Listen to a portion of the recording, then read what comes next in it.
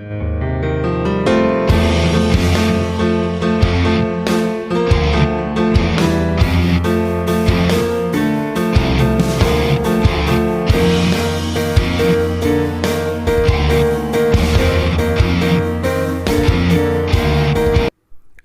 we will study about the gynoecium. As you know that the unit of gynoecium is called pistil और carpel. बच्चों इस page में जो आप image देख रहे हैं वो पिस्टल का इमेज दिखाया गया है. तो pistil is differentiated into 3 parts: stigma, style and ovary.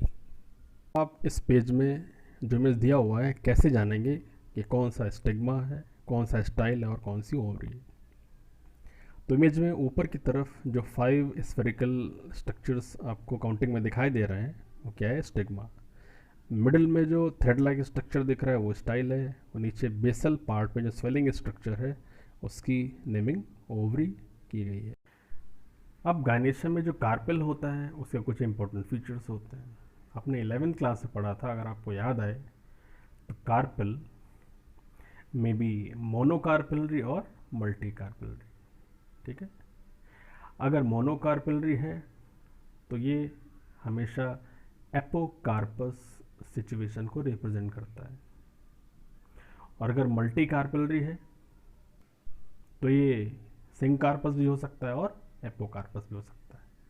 तो फिर से आपको याद दिला दें, एपोकार्पस ओवरी में सभी कार्पल्स सेपरेट होते हैं. सिनकार्पस में सभी कार्पल्स कैसे होते हैं? फ्यूज्ड होते हैं. अब कार्पल में जो ओवरी होती है उस ओवरी के अंदर मैनी ओव्यूल्स पाए जाते हैं, और उस ओव्यूल को आप याद रखेंगे उसे मेगा स्पोरेंजिया भी बोलते हैं. अभी जो मेगा स्पोरेंजिया है ओवरी के इनसाइड एक टिश्यू से कनेक्टेड होता है, और उस टिश्यू को क्या बोलते हैं? प्लेजेंटा. ठीक है, ओवरी के अंदर की जो कैविटी होती है उसको लोक्यूल बोला जाता है. जैसे कि आपने 11th क्लास में पढ़ा था प्लेजेंटेशन. क्या पढ़ा था? Arrangement of ovule within ovary और arrangement of ovule at placenta within ovary is called placentation. तो डिफरेंट टाइप के प्रेजेंटेशन हम लोगों ने पढ़े थे: marginal placentation, axile placentation, parietal placentation, free central placentation, basal placentation. याद आ रहे हैं आपको सब? अगर नहीं याद आ रहे हो तो एक बार आप 11th क्लास की एनसीईआरटी से प्रेजेंटेशन को ज़रूर फॉलो कर लेंगे. अब सवाल ये उठता है कि ओव्यूल का जो नंबर है ओवरी में कितना होता है. तो इसका जो नंबर है 1 to many हो सकता है. अब हम ये देखेंगे ऐसे कौन कौन से एग्जाम्पल्स हैं, कौन कौन से प्लांट्स हैं जिनकी ओवरी में केवल एक ही ओव्यूल पाया जाता है, एक ही मेगा स्पोरेंजिया पाई जाती है. वो एग्जाम्पल्स होते हैं वीट, पैडी, मैंगो. फिर से सुनेंगे, वीट, पैडी, मैंगो में जो ओवरी होगी उसके अंदर एक ही ओव्यूल होता है, एक ही मेगा स्पोरेंजिया होती है. वहीं अगर इन ओव्यूल का नंबर मैनी हो जाए, मोर देन 1 हो जाए, ठीक है, तो ये एग्जाम्पल्स कौन से होंगे? Papaya, watermelon, orchid. ओके, अब सिंकार्पस और एपोकार्पस तो हम आपको पहले ही बता चुके. इसके बाद बच्चों नेक्स्ट टॉपिक होता है मेगा स्पोरेंजियम. अगर आपको ये मेगा स्पोरेंजियम का इमेज इस पेज पर सही से ना क्लियर हो रहा हो तो प्लीज़ एनसीईआरटी के इमेज को ज़रूर ओपन कर लेंगे, और जैसे जैसे हम आपको बताते जाएंगे ध्यान से सुन करके इमेज की नेमिंग को फॉलो करेंगे. सबसे पहले तो इसके शेप की बात करें तो शेप कैसा आपको नज़र आ रहा है? ओव्यूलर नज़र आ रहा है, इसलिए इसको ओव्यूल भी बोलते. फिर इसके स्ट्रक्चर की बात करते हैं. तो आप ध्यान से देखो, जो ओव्यूलर शेप आपको नज़र आ रहा है उस ओव्यूलर शेप के अंदर एक स्मॉल सा सर्किल बना हुआ है. ठीक है, और उस स्मॉल सर्किल की जो नेमिंग दे रखी है वो क्या है? Embryo sac. फिर से सुनेंगे, स्मॉल सर्किल जो बीच में पड़ा हुआ है आप एनसीईआरटी में चेक करेंगे, नेमिंग क्या दे रखी है? Embryo sac. स्पेलिंग सुनेंगे, EMBRYOSAC, एम्ब्रियो सैक.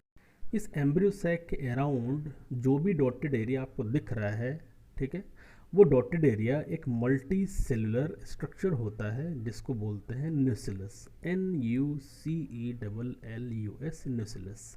NCERT से इस नेमिंग को फॉलो कर लें, NUCELLUS, न्यूक्लियस। फिर न्यूक्लियस के दोनों साइड में अगर आप इमेज को देखें ध्यान से तो ऐसा लग रहा है 2 लेयर्स बने हुए हैं, और ये 2 लेयर्स ऊपर से नीचे की डायरेक्शन में एक्सटेंड होते हुए दिखाई दे रहे हैं, जिसकी नेमिंग की गई है इंटेगुमेंट्स। Integuments, INTEGUMENTS, integument. फिर ये इंटेगुमेंट्स न्यूक्लियस के जिस पार्ट से निकल रहे होते हैं उसको बोलते हैं, या उसकी ओरिजिन को बोलते हैं क्लाजा, CHALAZA, क्लाजा। आप पेज को ध्यान से कर देखें, सबसे ऊपर की तरफ स्पेलिंग दे रखी है CHALAZA, क्लाजा। तो ये ओरिजिन प्लेस होता है जहाँ से इंटेगुमेंट ऊपर से निकलते हैं और नीचे की तरफ ग्रो करते हुए चले जाते हैं। अभी जो इंटेगुमेंट्स होते हैं नीचे के डायरेक्शन में एक छोटा सा पोर मेक कर रहे होते हैं। अब उस पोर की जो नेमिंग दे रखी है नीचे ध्यान से अगर आप देखो, या NCERT के पेज में अगर आप स्पेलिंग को देखो, MICRO, माइक्रो, PYLE, माइक्रोपाइल।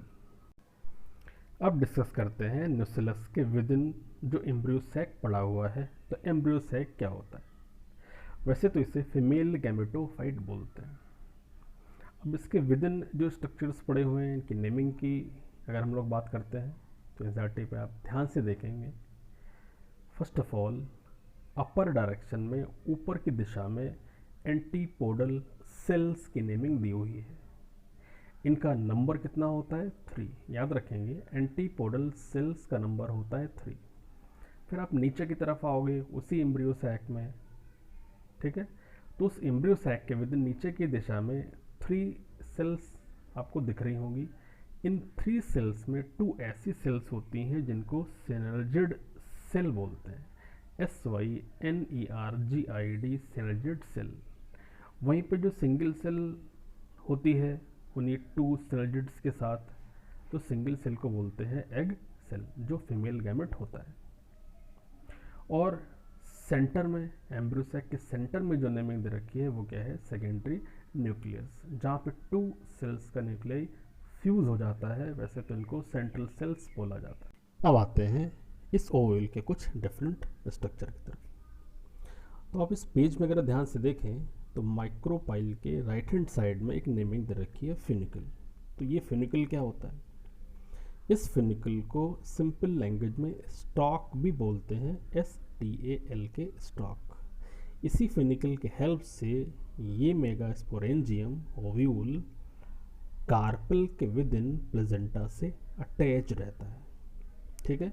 याद रखेंगे, funicle is a structure that helps to attach megasporangium at placenta of the carpel, okay. इस फिनिकल के विद इन एक ब्लैक कलर की लाइन आपको दिख रही होगी जिसे वेस्कुलर स्ट्रैंड बोलते हैं। इस वेस्कुलर स्ट्रैंड के with in xylem and phloem tissue उपस्थित होते हैं। इनकी वर्किंग क्या होती है? मेगास्पोरेंजियम में वाटर एंड फूड का ट्रांसपोर्टेशन करना। अब एक इम्पॉर्टेंट क्वेश्चन आया है प्रीवियस ईयर के प्री मेडिकल एग्जाम में कि फिनिकल और ओवुलर शेप, ओवुलर बॉडी से इस फिनिकल का अटैचमेंट जिस प्लेस पे हो जाता है उसको क्या बोलते हैं? तो उस प्लेस को बोलते हैं hilum. Means the attachment place between funicle and ovular body of the ovule is called hilum. तो बच्चों, अभी तक मैंने मेगास्पोरेंजियम के इस पेज से रिलेटेड जो भी बातें बताई आपको इस रिटन पेज में समझ में आ जाएंगी, जिसको मैं एक बार फिर से रिफ्रेश कर देता हूँ। फिनिकल, ये फिनिकल क्या होता है? ये स्टॉक यूजली होता है जिसके हेल्प से मेगास्पोरेंजियम कार्पेल के विद इन प्लेजेंटा से अटैच होती है। हाइलम क्या होता है? अटैचमेंट प्लेस होता है, ठीक है, वो रीजन जहाँ पे और फिनिकल का जंक्शन बनता है। इंटेगुमेंट, ये प्रोटेक्टिव एनवलोप्स होते हैं, ठीक है, जो ओव्यूल के बाहर होते हैं। इनका नंबर सिंगल भी हो सकता है और 2 भी हो सकता है। माइक्रोपाइल क्या होता है? जहाँ पर इंटेगुमेंट्स फ्यूज नहीं होते उस सरफेस पे छोटा सा पोर मेक हो जाता है जिसे माइक्रोपाइल बोलते हैं। क्लाजा की बात करें तो क्लाजा क्या है, जहाँ से क्या स्टार्ट हो, इंटेगुमेंट की ओरिजिन स्टार्ट होती है, या फिर इसे कुछ ऐसा कह दें माइक्रोपाइल के अपोजिट एंड को क्लाजा बोलेंगे। न्यूसिलस क्या है, तो न्यूसिलस वो मल्टी सेलर पार्ट होता है ओव्यूल का जहाँ पर कि एम्ब्रियो सैक की प्रेजेंस होती है। अब एम्ब्रियो सैक क्या होता है, अब एम्ब्रियो सैक तो वैसे तो फीमेल गैमेटोफाइट होता है, ये बहुत ही इंपॉर्टेंट है, इसको आप ध्यान रखेंगे, अक्सर क्वेश्चन यहाँ से पूछा जाता है। फीमेल गैमेटोफाइट को अनदर वर्ड में क्या बोलोगे, तो एम्ब्रियो सैक बोलोगे। अब इसके विद इन कौन कौन से स्ट्रक्चर्स होते हैं, तो इनके विद इन एक तो एग एपरेटस होता है जिसमें 3 सेल्स होती हैं, 3 सेल्स में से 2 सेल्स सिनर्जिड्स होती हैं और सिंगल सेल एग सेल होती है जो फीमेल सेल के तरीके से वर्क करती है। ठीक है, वहीं पे इस एग एपरेटस के अपोजिट एंटीपोडल्स होती हैं, इनका नंबर 3 होता है, ये ऑलवेज क्लाजल एंड की तरफ होता है। वहीं पे जो एग एपरेटस होगा वो माइक्रोपाइलर एंड की दिशा में होगा। ठीक है, अब अगर बात करें इन सभी सेल्स की पोलाइडी की, ठीक है, एग एपरेटस की सेल्स की पोलाइडी की बात करें या फिर एंटीपोडल सेल्स की पोलाइडी की बात करें, तो इनकी जो पोलाइडी होती है वो एन। ओके, याद रखेंगे सभी की पोलाइडी क्या होती है।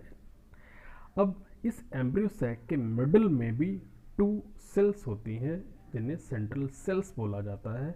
अब इन सेल्स के न्यूक्लियाई क्योंकि फ्यूज हो जाते हैं तो सेकेंडरी न्यूक्लियाई से बोलते हैं। पोलारिटी क्या होती है इनकी, 2n पोलारिटी होती है। वन इंपॉर्टेंट थिंग बच्चों, सिनर्जिड सेल जो होती है इनका वर्क क्या होता होगा, तो सबसे पहले तो आप ये जान लो कि सिनर्जिड सेल्स पर कुछ स्पेशल थिकनिंग होती है। ठीक है, और इस स्पेशल थिकनिंग को बोलते हैं फिलीफॉर्म एपेरेटस। क्या बोलते हैं, फिलीफॉर्म एपेरेटस बोलते हैं। तो आप एनसीईआरटी में लिखे गए पैराग्राफ को ध्यान से रीड कर लेंगे, ये वर्ड आपको वहाँ पर मिल जाएगा। क्या वर्ड होगा, फिलीफॉर्म एपेरेटस। वर्किंग क्या होती है, वर्किंग होती है कुछ केमिकल्स का सिक्रीशन करना, और ये केमिकल्स क्या करते हैं, जब भी फर्टिलाइजेशन का टाइम आता है तो पॉलन ग्रेन जर्मिनेट होकर पॉलन ट्यूब बनाता है, तो ये पॉलन ट्यूब को गाइड करने का वर्क करते हैं। अब बच्चों हम लोग फॉलो करते हैं इस मेगा स्पोरेंजिया के डिफरेंट टाइप्स के बारे में। वैसे तो न्यू एनसीईआरटी में इसकी डिटेल एब्सेंट है, फिर भी इन टॉपिक्स को एक बार देख लेंगे। वैसे तो अगर इस टॉपिक की अगर बात करें तो बहुत ज़्यादा सीरियस नहीं लेना है, इनके बस नेम फॉलो करने हैं और एग्जाम्पल्स फॉलो करने हैं, और अगर हो सके तो डायरेक्ट इमेज से रिलेटेड ओव्यूल का टाइप आप याद कर लो तो भी बेटर रहेगा। तो there are 6 types of ovules. इन ओव्यूल्स की डिटेल रेफरेंस बुक में अवेलेबल है।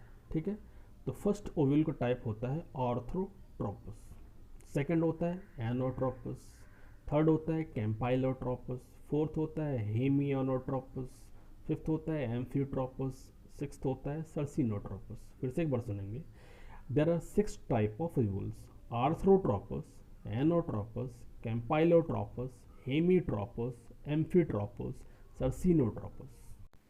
अपनी एनसीईआरटी में जिस ओव्यूल की डिटेल बताई गई है वो सेकंड इमेज को रिप्रेजेंट करता है, और ओव्यूल का टाइप कौन सा होता है, एनाट्रोपस ओव्यूल। इसलिए केवल इसी की डिटेल अगर आप फॉलो कर लेते हैं तो अच्छा रहेगा। Anatropous ovule 90% of angiospermic families में पाया जाता है, और इस तरीके का जो ओव्यूल होता है, ओव्यूलर बॉडी 180 डिग्री एंगल पे टर्न होती है, जहाँ पर माइक्रोपाइल और फिनिकल एक दूसरे के नियरेस्ट होता है। जो इस स्लाइड में इतना ही। स्लाइड को फॉलो करने के लिए थैंक यू सो मच। अपने कमेंट लिखना ना भूलें।